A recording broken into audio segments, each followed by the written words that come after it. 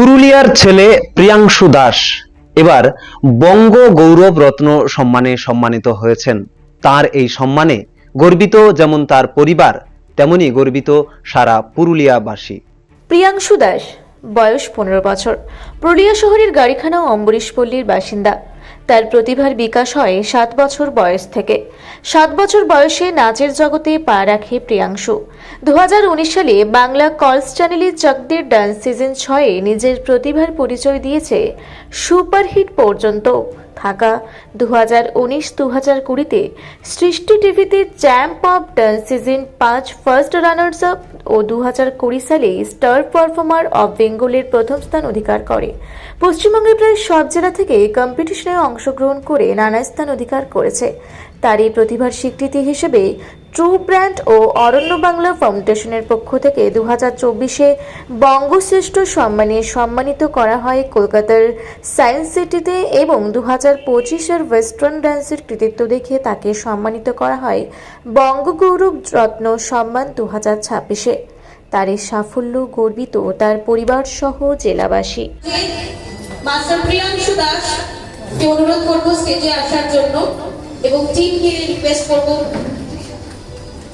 মাসুম স্যারের কাছে তার সম্মাননা, তার অ্যাওয়ার্ড পৌঁছে দেওয়ার জন্য। আপনাদের সকলের করতালি যেন কামনা করে, because the felicitation ceremony has just begun. The wait is over. জনাব মাসুম আক্তার সম্মাননা প্রদান করছেন মাস্টার প্রিয়াংশু দাসকে। আমি একটু বলি, exceptional western dance talent of the year 2025। I repeat, exceptional western dance talent of the year 2025. আমরা এই মুহূর্তে পেয়েছি প্রিয়াংশুর পরিবারের সদস্যদের। তার ঠাকুমা রয়েছে আমাদের কাছে, আমরা তার কাছ থেকে জানবো যে নাতির এই সাফল্যে কতটা খুশি হয়েছেন তিনি। আপনার নাতি তো ইতিমধ্যেই কলকাতাতে একটা এত বড় সম্মান পেয়েছেন, কতটা খুশি হয়েছেন? হ্যাঁ, আমার অনেক খুশি। আর আমি তাই বলবো যে সব পুরুলিয়াবাসীরাই যেন খুশি হয়, প্রিয়াংশুর মাথায় হাত রাখুক, যেন প্রিয়াংশু আরো বড় হয়।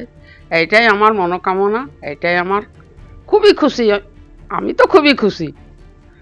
আমরা দেখেছি যে ছোটবেলা থেকেই প্রিয়াংশুর এই নাচের প্রতি একটা আগ্রহ, এবং বিভিন্ন কম্পিটিশনে বিভিন্ন প্রতিযোগিতায় সে বারবার ফার্স্ট হয়েছে, বিভিন্ন ভালো পজিশন পেয়েছে। কিভাবে বাড়িতে প্র্যাকটিস করে বা কতটা সহযোগিতা পায়? হ্যাঁ, বাড়িতে অনেকেই প্র্যাকটিস করে, প্রায় 6 ঘন্টা তো করেই। তাও স্কুল আছে, প্রাইভেট আছে, তবু ওটা চালিয়ে যাচ্ছে। আমরা সবাই সহযোগিতা করি। ওর বাবা তো করেই, ওর বাবার জন্যে এতটা আগে গেল। আর ঠাকুরের ইচ্ছায় মনে হয় আরও একটু আগে যাক, আমরা এই মনোকামনা করি।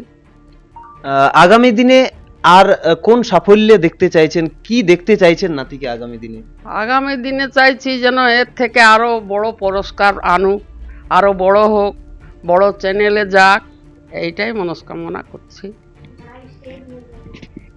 আপনারা শুনলেন, প্রিয়াংশুর ঠাকুমা বলছেন তার এই সাফল্যে তারা অত্যন্ত গর্বিত, এবং তার আশা আগামী দিনে প্রিয়াংশু আরো বড় হবে এবং আরো উন্নত শিখরে পৌঁছাবে। এবারে তো তুমি বঙ্গ গৌরব রত্ন সম্মান পেয়েছো, কতটা খুশি হয়েছো, কতটা আনন্দিত হয়েছো? খুব আনন্দ লাগছে, আর ওইটাই বলতে চাই, খুব ভালো লাগছে। আগামী দিনে কি চাইছো? আগামী দিনে চাইছি যে আরো ভালো আমি স্টেজ পাই, আর আরো ভালো নাচ করতে পারি, আরো মানে সাহায্য পাই আপনাদের কাছ থেকে, এটাই বলতেছি। ছোটবেলা থেকেই তো নাচ প্র্যাকটিস করছো, বিভিন্ন মঞ্চে বিভিন্ন জায়গাতে পারফরমেন্স করেছো, সফল হয়েছো বিভিন্ন জায়গাতে। কিভাবে এটা সম্ভব, একদিকে পড়াশোনা চালিয়ে যাওয়া, তার সঙ্গে নাচটা কিভাবে সম্ভব হয়? আমি পড়াশোনা করি আর নাচও করি, আর নাচে আমি একটু প্র্যাকটিসটা বেশি করি, তার জন্য একটু মানে পাই, আর পড়াশোনা আমি চালিয়ে যাই। সব থেকে বেশি পরিবারের কারা সব থেকে বেশি তোমাকে এই নাচের ক্ষেত্রে উৎসাহ দেয়? সবাই দেয়, কিন্তু বেশি দেয় বাবা, আমার ঠাকুমা, আর বোন, মা, সবাই। कैसा लग रहा है आपको?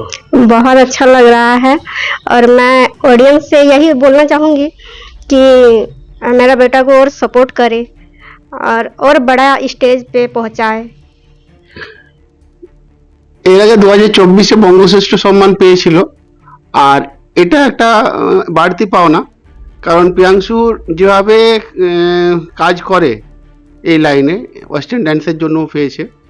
আর তাতে আশা রেখেছিলাম যে পাবো, বাট এতটা আশা করিনি যে বঙ্গ গৌরব রত্ন সম্মানটা প্রিয়াংশু অ্যাচিভ করবে।